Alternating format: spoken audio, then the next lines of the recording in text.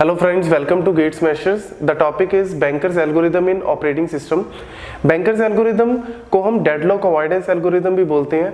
The reason is कि deadlock avoidance में हमें सिस्टम को पहले से ही बताना पड़ता है, ऑपरेटिंग सिस्टम को, कि कौन से प्रोसेसेस आ रहे हैं, कौन से प्रोसेसेस किस रिसोर्सेज की रिक्वेस्ट करेंगे, कितने रिसोर्सेज की रिक्वेस्ट करेंगे, कितनी देर के लिए करेंगे. मीन्स मेरे को सिस्टम को पहले से ही इंफॉर्मेशन देनी पड़ती है ताकि सिस्टम उसके अकॉर्डिंग फिर परफॉर्म करता है और डिसाइड करता है कि किस प्रोसेस को परफॉर्म करना है, किस प्रोसेस को परफॉर्म नहीं करना, उसको वेट करवानी है. तो बैंकर्स एल्गोरिथम को हम डेडलॉक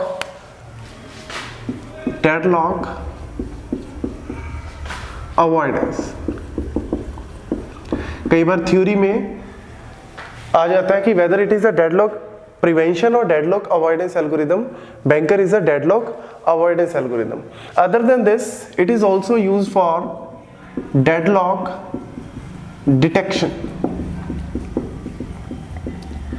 Detection means कि लाइक हम सिस्टम में डिटेक्ट कर सकते हैं कि क्या फ्यूचर में डेडलॉक अकर हो सकता है या नहीं हो सकता.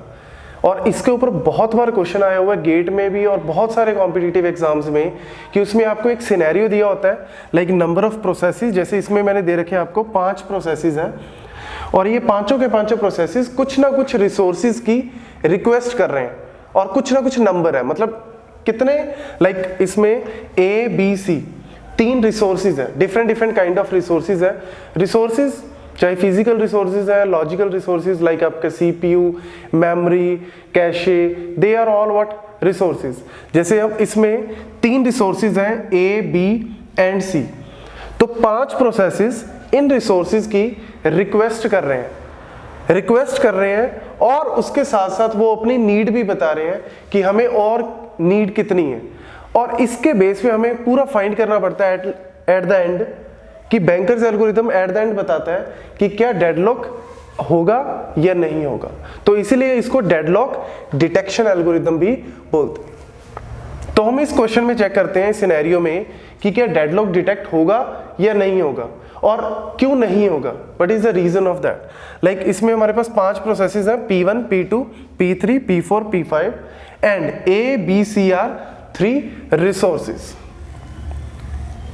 These are 3 resources types. मतलब A को आप कह सकते हो लाइक CPU है, B को कह सकते हो like memory and C can be like printer. You can say any resources. It can be R1, R2, R3. A, B, C 3 अलग अलग टाइप के रिसोर्सेज हैं और हमारे पास सिस्टम में A के 10 रिसोर्सेज हैं, B के 5, C के 7. मतलब हमारे पास 10 CPU हैं, 5 हमारे पास मेमोरीज है और 7 प्रिंटर्स है. टोटल हमारे पास कौन से रिसोर्सेज कितने नंबर में है वो गिवन है. उसके अलावा हमारे पास यहाँ पे क्या गिवन है, allocation. What is the meaning of allocation, like कि कौन से प्रोसेस को कितने रिसोर्सेज ऑलरेडी एलोकेट कर चुका है सिस्टम. मींस P1 को A का एक भी रिसोर्स एलोकेट अभी नहीं किया, बट B का एक इंस्टांस, इसको हम इंस्टांस भी बोल सकते हैं. लाइक A के 10 इंस्टांसेस हैं, B के 5 इंस्टांसेस हैं, C के 7 इंस्टांसेस हैं. या आप सिंपली कह सकते हो कि 10 CPU है, 5 मेमोरीज है, 7 प्रिंटर्स हैं. चाहे उसको इंस्टांस बोल लो चाहे नंबर बोलो, that is the same thing. तो यहाँ पे ये क्या इंफॉर्मेशन दे रहा है कि P1 जो प्रोसेस है उसके पास A के 0 इंस्टांस है. मतलब एक भी CPU एलोकेट नहीं हुआ अभी तक नहीं हुआ. This is allocated, already allocate हो चुके हैं या नहीं. बी का एक इंस्टांस एलोकेट हो चुका है, सी का 0. ऐसे ही P2 को A के 2 इंस्टांस 0 ऑलरेडी एलोकेट हो चुके हैं, P3 को 302, P4 को 211, P5 को 002. मींस C के 2 इंस्टांस एलोकेट हो चुके हैं. So this is the allocation. Allocation बताता है कि कितने रिसोर्सेज ऑलरेडी सिस्टम दे चुका है पर्टिकुलर प्रोसेस को. उसके साथ साथ हमारे पास क्या गिवन है, maximum need. Maximum need means कि किस प्रोसेस को कितने रिसोर्सेज चाहिए. यही this is the main point. इसी वजह से हम इसको डेडलॉक अवॉइडेंस बोलते हैं, बिकॉज हम सिस्टम को पहले ही बता रहे हैं, P1 पहले ही बता रहा है कि मेरे को A के 7 रिसोर्सेज चाहिए, B के 5 और C के 3 चाहिए। अगर मेरे को ये चीज दे दोगे तो मैं सक्सेसफुली एग्जीक्यूट हो जाऊंगा, टर्मिनेट हो जाऊंगा। ऐसी बी जो P2 प्रोसेस है, P2 प्रोसेस भी अपने रिसोर्सेज की डिमांड बता रहा है, P3 भी अपने रिसोर्सेज की मैक्सिमम डिमांड या मैक्सिमम नीड बता रहा है। मैक्सिमम नीड का मतलब लाइक P3 की मैक्सिमम नीड क्या है 902, मतलब P3 बोल रहा है कि मेरे को A के 9 इंस्टांस दो, B का मेरे को एक भी इंस्टांस नहीं चाहिए, और C के मेरे को 2 इंस्टांस दे दो। अगर ये मेरी नीड पूरी कर दोगे तो मैं सक्सेसफुली एग्जीक्यूट हो जाऊं। तो दिस इज द वे कि मैक्सिमम नीड का मतलब क्या है, मैक्सिमम कितने इंस्टांस उनको चाहिए। तो P4 P5 इन पांचों ने अपने अपने इंस्टांस जो है मैक्सिमम नीड भी बता दी। अब हमारा मेन क्वेश्चन स्टार्ट होता है। क्वेश्चन में दे कैन आस्क कि क्या बताओ कि इसके अंदर डेडलॉक है या नहीं है। अगर डेडलॉक है तो सिंपली यू कैन से कि दिस इज अ अनसेफ, इसको हम सेफ या अनसेफ भी बोलते हैं। सेफ मींस कि डेडलॉक अकर नहीं होगा एंड अनसेफ मींस डेडलॉक अकर होगा। तो अगर डेडलॉक अकर होगा तो आपका क्वेश्चन सिंपल खत्म हो जाता है कि हाँ इसमें डेडलॉक है। या फिर दूसरा हो सकता है कि डेडलॉक नहीं अकर हो रहा। तो डेडलॉक अकर नहीं हो रहा तो उसका सीक्वेंस आता है जिसको हम बोलते हैं सेफ सीक्वेंस। सेफ सीक्वेंस मतलब कि हम रिसोर्सेज को एंड प्रोसेसेस को कैसे सीक्वेंस करें कि डेडलॉक ना करो। ये हम जब इसको सॉल्व करेंगे then we will see. Available, the third thing is available. Available means कि हमारे पास टोटल अवेलेबिलिटी कितनी है रिसोर्सेज की। टोटल हमारे पास है 10, 5 एंड 7, बट ऑलरेडी सिस्टम कुछ ना कुछ रिसोर्सेज को एलोकेट कर चुका है। मतलब सिस्टम ने ऑलरेडी कुछ एलोकेट कर दिए, बिकॉज हम जीरो टाइम से स्टार्ट नहीं कर रहे, हम at a particular point of time पे बात कर रहे हैं। तो at a particular point of time already कुछ रिसोर्सेज सिस्टम पर्टिकुलर प्रोसेसेस को दे चुका है और टोटल हमारे पास इतने हैं। तो अवेलेबल क्या होंगे, टोटल माइनस एलोकेशन। मींस आप एलोकेशन का टोटल कर लेते हैं। यहाँ पे A 0 2 3 2 मींस 2 + 3 5 + 2 7। ए ऑलरेडी ए के 7 रिसोर्सेज ऑलरेडी एलोकेट हो चुके हैं, बी के 1 2 एंड सी के 2 3 5। So this is what 7 to 5 is what ए के 7 रिसोर्सेज ऑलरेडी एलोकेट कर चुके हैं, बी के 2 रिसोर्सेज, सी के 5 रिसोर्सेज ऑलरेडी एलोकेट कर चुके हैं। और हमारे पास टोटल कितने हैं, ए 10 और यहां पे ऑलरेडी एलोकेट कितने कर चुके हैं 7, बी 2 एंड सी 5। तो टोटल हमारे पास 10 थे जिसमें से 7 हम ऑलरेडी दे चुके हैं। तो कितने बचे 3, 10 - 7 that is 3, 5 - 2 that is 3, 2, so that is 2। तो ये हमारे पास एट प्रेजेंट अवेलेबिलिटी, मतलब एट प्रेजेंट या हम इसको करंट भी बोल सकते हैं। करंट अवेलेबिलिटी कितनी है 332। And the next part is remaining need. What is the meaning of remaining need? जैसा कि हमने यहाँ पे किया एलोकेशन, मतलब मैंने कुछ रिसोर्सेज एलोकेट कर चुका हूँ और सिस्टम बता रहा है कि प्रोसेसेस को इतनी मैक्सिमम नीड है, ये उनकी मैक्सिमम नीड है और मैक्सिमम नीड में से हम ऑलरेडी एलोकेट माइनस कर दें तो हमारे पास क्या बचती है रिमेनिंग नीड। मतलब मैक्सिमम नीड में से एलोकेशन को हम माइनस कर देते हैं तो हमारे पास कितनी बचती है रिमेनिंग नीड। जैसे कई बार हमारे पास क्वेश्चन आते हैं मैथ्स में, बहुत जब छोटे होते थे तो उस टाइम पे क्वेश्चन आते थे कि लाइक अगर मैंने किसी पर्टिकुलर बच्चे को 3 सेब दिए लेकिन उसको 10 सेब की जरूरत है, तो यानी मेरे को अभी 7 सेब और उसको देने पड़ेंगे। मतलब अगर 3 एप्पल मैं ऑलरेडी दे चुका हूं लेकिन बच्चा बोल रहा है कि मेरे को 10 सेब चाहिए, तो मैं 7 एप्पल उसको और प्रोवाइड करूंगा।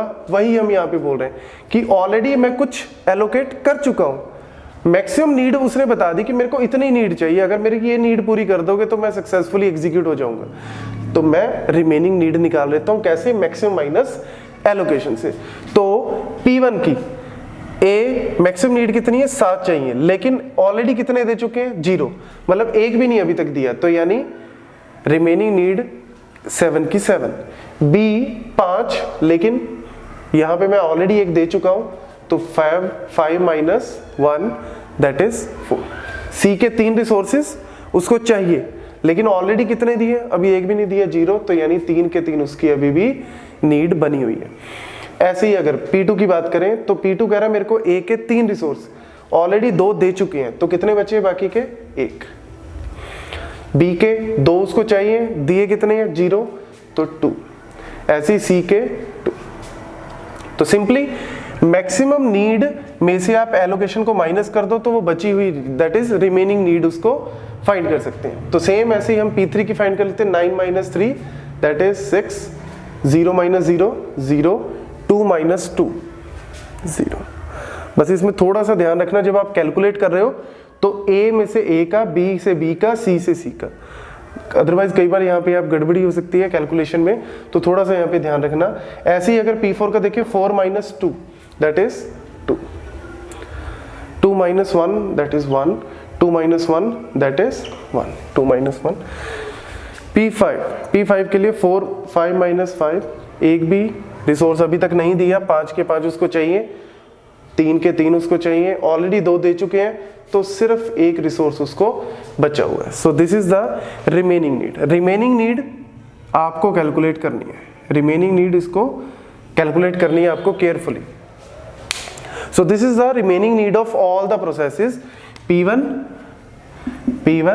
P2, P3, P4, P5। तो पांचों की रिमेनिंग नीड जो है हमारे पास यहाँ पे आ गई। नाउ अवेलेबिलिटी, अब हमारे पास एट प्रेजेंट सिस्टम में अवेलेबल क्या है, A के 3 रिसोर्स, B के 3 रिसोर्स, C के 2 रिसोर्स। तो अब हमें चेक करना है कि क्या मैं अपनी अवेलेबिलिटी के अकॉर्डिंग किसी की रिमेनिंग नीड को फुलफिल कर सकता हूं या नहीं। कैसे, लेट्स से P1 को A के 7 रिसोर्स चाहिए, क्या मेरे पास 7 रिसोर्स है अभी, नहीं, हमारे पास सिर्फ 3 रिसोर्स हैं। B के 4 चाहिए, मेरे पास कितने हैं, 3। C के 3 चाहिए, मेरे पास कितने हैं, 2। मतलब मैं P1 की रिमेनिंग नीड को फुलफिल नहीं कर सकता बिकॉज मेरे पास अवेलेबिलिटी कम है, तो यानी P1 को सीक्वेंस में नहीं रखते। तो अगर यहां पे हम नेक्स्ट P2 को चेक करेंगे, लेकिन अगर हम यहाँ पे लेट्स से कि सारे के सारे प्रोसेसेस की नीड को हम फुलफिल नहीं कर सकते, तो हम सिंपली कह सकते हैं इसमें डेडलॉक अकर होगा। जैसे P2 की रिमेनिंग नीड क्या है, A के उसको 1 रिसोर्स चाहिए, हमारे पास 3 पड़े हैं। B के 2 रिसोर्स चाहिए, हमारे पास 3 पड़े हैं। C के 2 रिसोर्स चाहिए, हमारे पास 2 पड़े हैं। यस, तो मैं P2 की रिमेनिंग नीड को फुलफिल कर सकता हूं। बट लेट्स से कि अगर यहाँ पे 1 की जगह, इन केस अगर यहाँ पे 1 की जगह 4 होता, तो क्या मैं अब कर सकता, नहीं। ये यहाँ पे बहुत ही इंपॉर्टेंट पॉइंट है, क्योंकि यहाँ पे P2 की रिमेनिंग नीड क्या होती, 4, और मेरे पास कितने रिसोर्स हैं, 3। B की 2 और मेरे पास 3, यहाँ पे 2 और मेरे पास 2, तो आप समझोगे कि हाँ मैं C को तो दे सकता हूँ बिकॉज C उसको 2 चाहिए और मेरे पास 2 है। लेकिन गाइज आपको तीनों रिसोर्स एक टाइम पे ही प्रोवाइड करने हैं, अदरवाइज आप और कॉम्प्लेक्स बना देंगे सिस्टम को। मतलब यहाँ पे मुझे सारे के सारे रिसोर्सेज की जो रिमेनिंग नीड है वो इससे मैच होनी चाहिए, मतलब या तो इसके बराबर हो या उससे कम हो। मतलब जितनी भी रिमेनिंग नीड है वो टोटल अवेलेबल से या तो बराबर हो या उससे कम हो। अगर ऐसा होता है तो that is fine, otherwise next process को हम चेक करेंगे। तो यहाँ पे वैल्यू थी 1, तो हम 1 से ही फॉलो करते हैं, that is just for the explanation. P3 की रिमेनिंग नीड क्या है, 6, लेकिन हमारे पास A के कितने रिसोर्स हैं, 3। 0 हमारे पास 3, 0 हमारे पास 2 अवेलेबल है। तो आपको लगेगा कि हाँ यार B और C तो मैं दे सकता हूँ क्योंकि B और C तो उसको चाहिए नहीं, हमारे पास फ्री अवेलेबल। लेकिन A कितने हैं, 6, वो कह रहा है मेरे को 6 CPU चाहिए, क्या 6 CPU दे सकते हो, नहीं, सिर्फ 3 CPU है आपके पास, तो यानी इसकी फुलफिल नहीं कर सकते। तो इस पॉइंट को आपको थोड़ा ध्यान रखना पड़ेगा। तो अभी हम P2 की अगर बात करें दोबारा, तो P2 की रिमेनिंग नीड क्या है, 1 2 2 और हमारे पास 3 3 2, तो इजीली हम P2 की नीड को फुलफिल कर सकते हैं। तो यानी अगर मैं सीक्वेंस की बात करूं तो सबसे पहला प्रोसेस जिसकी नीड को हमने फुलफिल किया दैट बिकम्स द P2। तो P2 की नीड को हमने जब फुलफिल किया तो सक्सेसफुली एग्जीक्यूट हो जाएगा, बिकॉज ये बोल रहा है मेरे को 1 2 2, ए का 1, बी के 2 और सी के 2 रिसोर्स चाहिए, और मेरे पास 3 3 2 अवेलेबल है जो कि इसी रिमेनिंग नीड से ज्यादा है, तो ये सक्सेसफुली ले लेगा सारे रिसोर्सेज और टर्मिनेट हो जाएगा। जब P2 टर्मिनेट हो गया तो यानी P2 ने जो ऑलरेडी रिसोर्सेज को लेके बैठा था वो भी छोड़ देगा। जब P2 को रिमेनिंग जो रिसोर्सेज थे वो मिल गए और वो सक्सेसफुली एग्जीक्यूट हो गया, तो जो उसने ऑलरेडी ले रखे हैं एलोकेशन में वो भी फ्री हो जाएंगे, सारे रिसोर्सेज फ्री हो गए। तो यानी इसने ए के 2 रिसोर्स लेके बैठा था वो अब फ्री हो गए, तो आप अवेलेबल में ऐड कर दो। मतलब अवेलेबल में 200 हम अवेलेबल में ऐड कर देंगे, बिकॉज जो उसने जो ऑलरेडी पहले लेके बैठा था वो भी सारे क्या हो जाएंगे, रिलीज। तो कितने हो गए टोटल, 5 3 2। तो जो उसने ऑलरेडी एलोकेशन में एडवांस में ही लेके बैठा था वो भी रिसोर्सेज क्या हो गए यहाँ पे, रिलीज। तो अब मेरी अवेलेबिलिटी जो है वो बढ़ गई, अवेलेबिलिटी क्या बन गई 5 3 2, और इसमें से हमारा जो प्रोसेस P2 है, P2 प्रोसेस यहां से निकल गया, बिकॉज उसकी जो रिमेनिंग नीड थी वो हमने फुलफिल कर दी, तो वो सक्सेसफुली एग्जीक्यूट हो गया।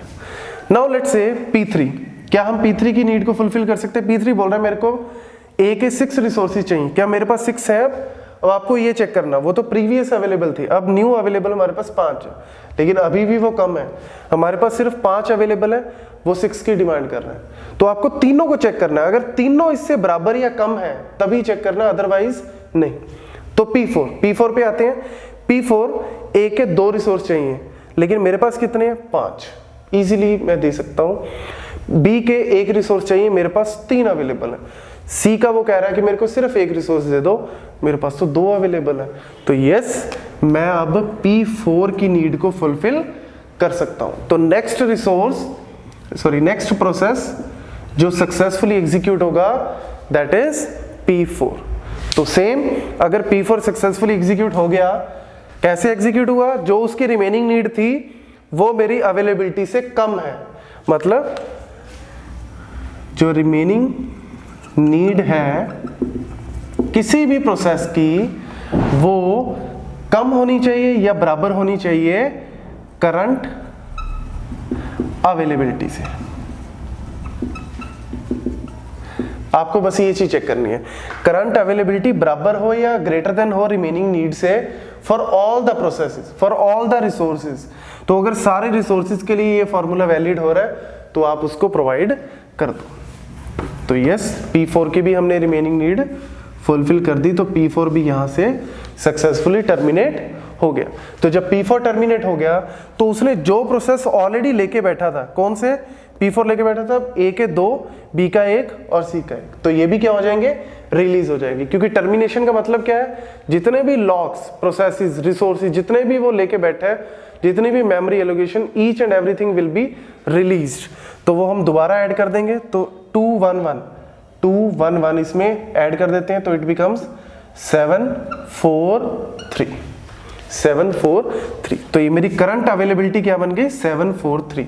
अब हम चेक करते हैं P5, क्योंकि हम सीक्वेंस वाइज चल रहे हैं, सीक्वेंस वाइज।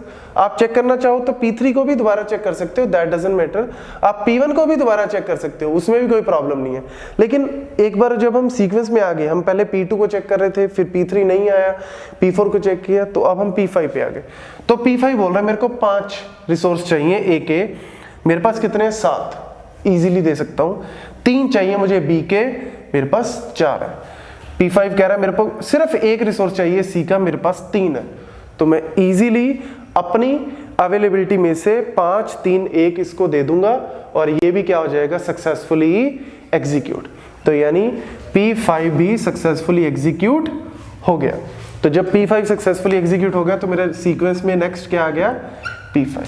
तो जब P5 एग्जीक्यूट हो गया तो जो भी उसने रिसोर्स ले रखे थे, कौन से, 0 0 2, तो 0 0 2 इसमें ऐड कर देते हैं, तो टोटल क्या बन गया, 7 4 5। तो what is the total now, 7 4 5। तो मेरी करंट अवेलेबिलिटी क्या बन गई, 7 4 5। अब हम चेक करते हैं दोबारा P1 से, दोबारा हम सीक्वेंस P1, आप P3 को भी चेक कर सकते हो, कोई दिक्कत नहीं है। ये सीक्वेंस बहुत सारे बन सकते हैं, लेकिन डेडलॉक नहीं आएगा। सीक्वेंस बहुत सारे बन सकते हैं, जैसे हम P1 को दोबारा चेक करते हैं। P1 7 मेरे पास अवेलेबल है, 4 मेरे पास अवेलेबल है, 3 मेरे पास अवेलेबल है।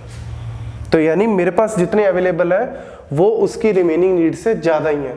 तो अब मैं P1 को उसके रिसोर्सेज जितने भी उसको चाहिए, 7 में से 7 चाहिए दे दिए, 4 चाहिए दे दिए, 3 चाहिए दे दिए, तो वो भी सक्सेसफुली एग्जीक्यूट हो जाएगा।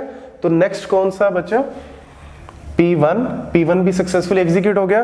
तो P1 ने जो भी रिसोर्स ले रखे थे वो मैं उससे वापस ले लूंगा। तो 0 1 0 0 1 0 इसमें ऐड किया तो ये क्या बने? 7 5 5 7 5 5। तो this is my current availability 7 5 5। तो कौन सा प्रोसेस बचा है? सिर्फ P3 बोल रहा है मेरे को 6 रिसोर्स दे दो A के, मेरे पास तो 7 है, B के उसको चाहिए नहीं, C के चाहिए, मेरे पास तो फिर भी अवेलेबल है। तो मैंने अब P3 की रिमेनिंग नीड को फुलफिल कर दिया। तो नेक्स्ट सीक्वेंस में कौन आया? P3 मेरा नेक्स्ट सीक्वेंस में आया। और P3 ने जो भी रिसोर्सेज अब ले रखे थे, क्योंकि टर्मिनेट हो गया, P3 भी गया सिस्टम से, तो जो भी उसने रिसोर्स ले रखे थे कौन से? 302 वो भी छोड़ देगा, तो वो मेरे पास ऐड हो जाएंगे 302। तो टोटल क्या बना? 10 5 7।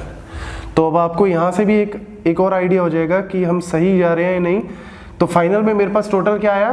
10 5 7। और मेरे पास कितने थे? 10 5 7। तो सारे के सारे रिसोर्सेज को हमने एलोकेट करवाने के बाद प्रोसेसेस को टर्मिनेट करवा दिया। तो जितने भी रिसोर्सेज मेरे पास प्रीवियसली टोटल अवेलेबल थे उतने अब दोबारा टोटल अवेलेबल हो गए और ये सेफ सीक्वेंस बन गया। इसको हम बोलते हैं सेफ सीक्वेंस। क्यों सेफ सीक्वेंस? बिकॉज डेडलॉक अकर नहीं हुआ। तो ये सेफ सीक्वेंस जो है P2 P4 P5 P1 P3, पहली बात तो ये कि ये यूनिक नहीं है। यहाँ पे आप P3 भी पहले आ सकता था, दैट डजंट मैटर। लेकिन आपको क्वेश्चन में आ सकता है कि सीक्वेंस में से कोई ना कोई सीक्वेंस आपको पूछ सकते हैं, तो आपको सीक्वेंस थोड़ा सा ध्यान से डिजाइन करना है। और दूसरा वो पूछ सकते हैं कि डेडलॉक अकर होगा या नहीं। तो डेडलॉक तभी उसी केस में अकर होगा अगर पांचों में से किसी की भी रिमेनिंग नीड को मैं फुलफिल नहीं कर पाता। एक की भी कर पाता हूं तो वो सीक्वेंस में सबसे पहले आ जाएगा। So this is what called the deadlock avoidance. हाँ, डेडलॉक अवॉइडेंस में जैसा कि हमने बताया कि हमें पहले से सिस्टम को फीड करना पड़ता है कि भैया मेरे को इतने प्रोसेसेस चाहिए, इतने मेरे पास रिसोर्सेज हैं, इतनी उनकी डिमांड है। जैसे हमने ये देखा मैक्सिमम नीड। तो अगर हम बोलें कि रियल लाइफ में क्या ये इंप्लीमेंट हो सकता है? होने को तो हो सकता है, you can code in C programming, but आप कैसे रियल लाइफ में बता सकते हो कि कौन सा प्रोसेस स्टैटिक? यहाँ पे स्टैटिक नीड की बात हो रही है, वो स्टैटिक है कि मतलब उसने पहले बता दिया मेरी 753 की नीड है। लेकिन रियल लाइफ में ऐसा कभी भी नहीं होता। प्रोसेसेस कभी भी स्टैटिक नीड नहीं बताते, उनकी नीड हमेशा डायनामिक होती है। रन टाइम पे कभी भी वो अपनी नीड इंक्रीज डिक्रीज कर सकते हैं। तो इसीलिए रियल लाइफ में ये पॉसिबल नहीं है। बट एक रियल लाइफ में इंप्लीमेंट करने के लिए हमें कुछ ना कुछ बेस बनाना पड़ता है। तो that's why this is very important algorithm, क्योंकि गेट में और अदर कॉम्पिटिटिव एग्जाम्स में बहुत बार क्वेश्चन आता है इसके ऊपर। तो इसीलिए आप इस क्वेश्चन को थोड़ा सा ध्यान से करना। और दूसरा इसको हम बोलते हैं डेडलॉक डिटेक्शन। वो हमने देखा कि डिटेक्ट करना है कि क्या इसमें डेडलॉक अकर होगा या नहीं होगा। होगा तो सिंपल आपका क्वेश्चन खत्म, और दूसरा अगर नहीं होगा तो सेफ सीक्वेंस कौन सा बनेगा, तो वो आपको क्लियरली यहाँ पे बनाना पड़ेगा। सो अगर आपको ये वीडियो पसंद आए तो प्लीज़ इसको लाइक करना, शेयर करना और प्लीज़ मेरे चैनल को सब्सक्राइब करना। Thank you.